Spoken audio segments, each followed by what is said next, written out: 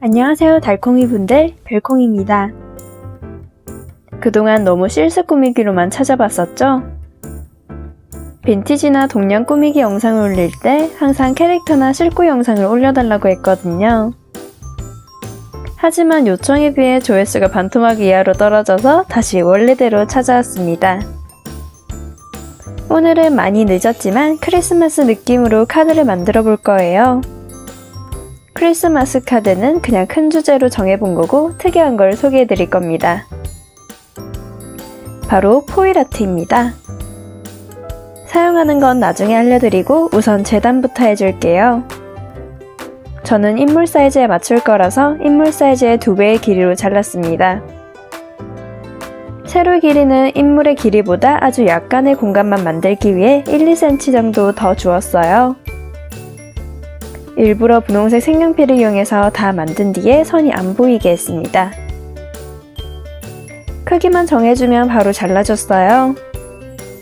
저는 항상 한 번에 재단이 안 되니 자른 뒤에 평행을 만들었습니다. 중앙선은 반을 잡아 칼등으로 그려 접는 선을 만들었어요. 색지가 아마 200g인가 그럴 텐데 두꺼워서 접으면 밀릴 거예요.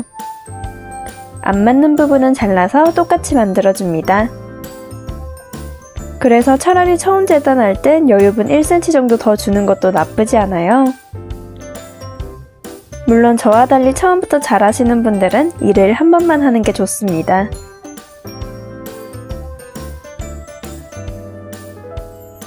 사실 이 카드는 이미 전에 보신 분들이 많을 거예요. 방송의 영상 때도 보여드린 것 같고 나름 친숙하게 보일 수 있겠네요. 이 인스 크기가 카드랑 거의 딱 맞는 게 너무 만족스럽지 않나요? 접착력이 너무 떨어진 게 아쉽지만 사이즈는 완벽합니다.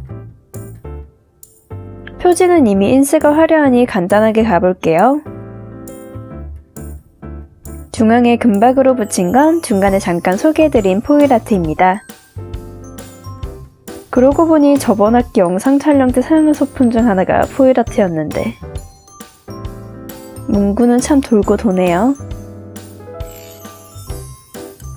어쨌든 간에 이제 내지를 꾸며주겠습니다. 이건 선물 받은 투명 실스들인데 그대로 보관하기 위해 사이즈만 맞춰줄 거예요. 접어서 사이즈 표시해주고 칼로 잘라줍니다. 바로 풀테이프로 붙여주고 그 위에 실링들을 올려줄 거예요.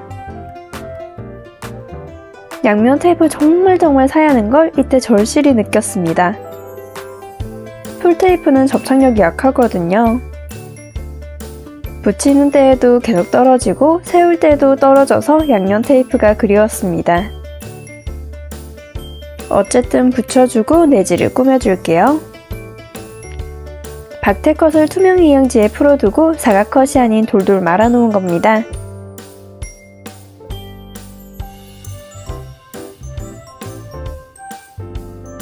이렇게 길다란 제품은 사각컷도 좋지만 시간이 아까우니 그냥 말아두는 편이에요. 참고로 똘비님 제품입니다. 박테를 위아래로 붙여주는 걸로 간단하게 꾸몄어요. 근데 실링은 나중에 할 거라는 생각이 자꾸 들었습니다. 혹시라도 참고하실 분들은 입체 부분은 나중에 해주세요. 지금 엠보싱을 할 건데 시간이 지나면 후회하는 이유를 곧 알게 되실 거예요. 우선 판부터 깔아주겠습니다. 판은 스탬프마마에서 구매한 스탬프 찍기 용이한 판이에요. 클리어 스탬프를 이용해서 왼쪽을 꾸며주겠습니다. 우선 엠보싱을 할 땐 만반의 준비가 필요합니다. 반과 반으로 접은 A4 용지와 투명한 엠보싱 전용 잉크예요. 스탬프를 찍어주면 그 위에 빠르게 엠보싱 가루를 뿌려줍니다. 그리고 털면서 고르게 묻게 해야 해요. 가루가 있는 자리에 그대로 뭉쳐버리니 정전기가 잘 생기는 종이는 힘듭니다. 그리고 저처럼 손으로 털면 가루들이 떨어져 나가니 제발 세필 붓으로 털어주세요. 저는 세필붓이 안 보여서 잉크 블렌딩용으로 쓰던 파운데이션 브러쉬로 털었습니다. 가루들은 다시 통에 넣어주고 히트를 이용해서 가루를 녹여줍니다. A4 용지를 접은 이유는 접은 선이 있어야 가루들이 잘 모이기 때문이에요. 이 툴 설명은 뜨거운 바람이 좁은 범위로 나오는 드라이기라고 생각하시면 됩니다. 자세히 보시면 털어내지 못한 가루들이 그대로 종이에 녹은 게 보일 거예요. 열에 녹는 가루기 때문에 상당히 조심스레 다뤄야 합니다. 그럼 바로 다른 스탬프들도 사용해 줄게요. 클리어 스탬프는 정말 장점이 많습니다. 납작해서 보관하기가 쉽고 한 장에 여러 개의 스탬프가 들어있어요. 그리고 어디에 찍을지 잘 보인다는 가장 큰 장점이 있죠.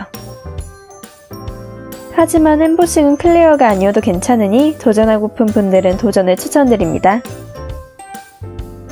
엠보싱의 장점은 입체가 되는 거예요. 반짝반짝 예쁘게 되니까 무척 중독성이 있습니다. 가루를 다루는 점과 장비가 있어야 하는 것에 약간의 어려움이 있긴 해요.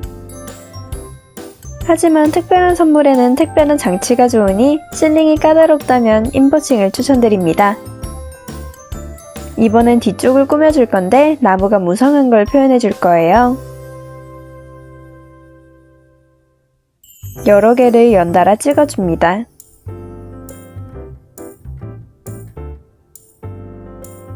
찍은 거에서 다시 작은 사이즈의 나무를 빈 공간에도 찍어줘요. 두 번으로는 숲처럼 안 보이니까 빈 곳에 또 콩콩 찍어줍니다.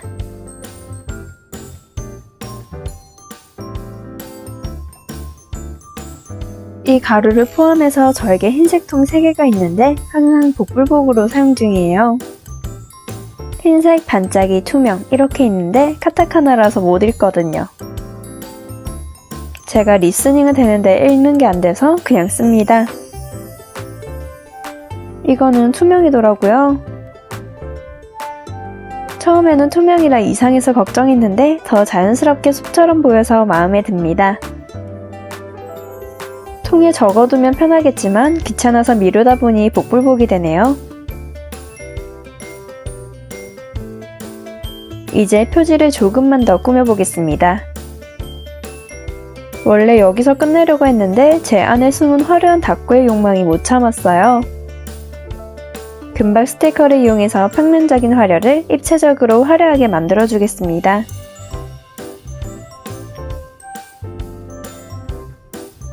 인스를 길게 잘라서 뒤에 배경 소품이 될 수 있게 했어요. 중국 영화 보면 나오는 발 같기도 해요. 이런 장신구가 문에 걸려있는 장면을 많이 보셨죠? 이번엔 반짝이를 사용해 주겠습니다.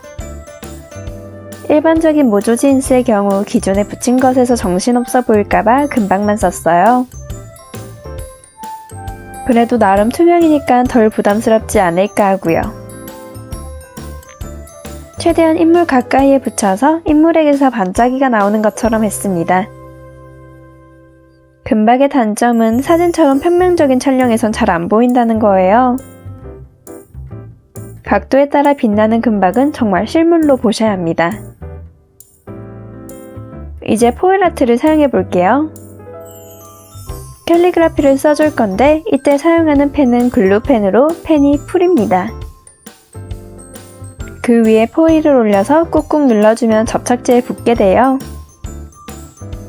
서양 쪽 문덕인들을 보면 기계에 넣고 누르시던데 참 부러웠습니다. 손으로 누를 땐 잘 안 붙을 때도 있고 간혹 힘 조절을 못해서 실패할 때도 있거든요. 이때 실패할까봐 조마조마했는데 예쁘게 나와서 다행입니다. 다음은 프레임 인스를 이용해서 각 모서리들을 꾸며줄게요. 뒷면은 엠보싱 처리를 했으니 라인만 붙여서 깔끔하게 처리했습니다. 그래도 틀이 있는 것처럼 보여서 정말 예쁘지 않나요? 다음은 글리터가 자글자글한 눈송이 실스를 올렸어요. 나무가 투명인 게 아쉬워서 눈송이도 화려한 걸로 올렸는데 무난해도 예뻤을 거예요. 이제 내지로 돌아와서 레터링을 넣어보겠습니다. 제가 선택한 알스는 비욘디 제품과 헤야헤야님 제품이에요. 비욘디 제품은 제가 좋아하는 은퇴 투명이라서 무척이나 잘 쓰고 있습니다. 물론 알스의 고질병이 단어를 만들려면 해당 알파벳이 있어야 하는 거예요. 미리 영지 위에서 단어를 만들어보며 없는 알파벳을 골라줍니다. 없는 알파벳의 경우 다른 알파벳을 약간 잘라 원하는 모양을 만들기도 해요. 가장 왼쪽 제품의 경우 덤으로 받았더니 한 장뿐이라 부족한 알파벳이 많았습니다. 더 이상 조합할 수 있는 단어가 없어서 비욘디 실스로 돌아왔어요. 이것도 은퇴해야 하는 투명인 모양이 있고 은색으로 가득 찬 버전이 있습니다. 없는 알파벳은 이리저리 섞어가며 붙였어요. 결국엔 없는 알파벳은 살짝 넘쳐서 모양은 남아있는 부분을 잘라 사용했습니다. 작아서 다루기가 힘들었어요. 단어는 여기까지만 해주고 겨울 분위기를 잔뜩 내주기 위해 안에도 눈송이를 붙였습니다. 눈송이는 과하지 않게 흰색만 골라 붙여주고 반짝이들을 붙였어요. 양피지 안에는 편지를 쓸까 고민했지만 엠보싱 부분에 볼펜으로 갈릴까봐 포기했습니다. 마무리는 레이스를 올린 곳에 보석 실링한 클립으로 고정해줬어요. 카드 꾸미기는 이걸로 끝입니다. 시청해주신 달콩이분들 좋아요와 구독 감사합니다. 지금까지 별콩이었습니다.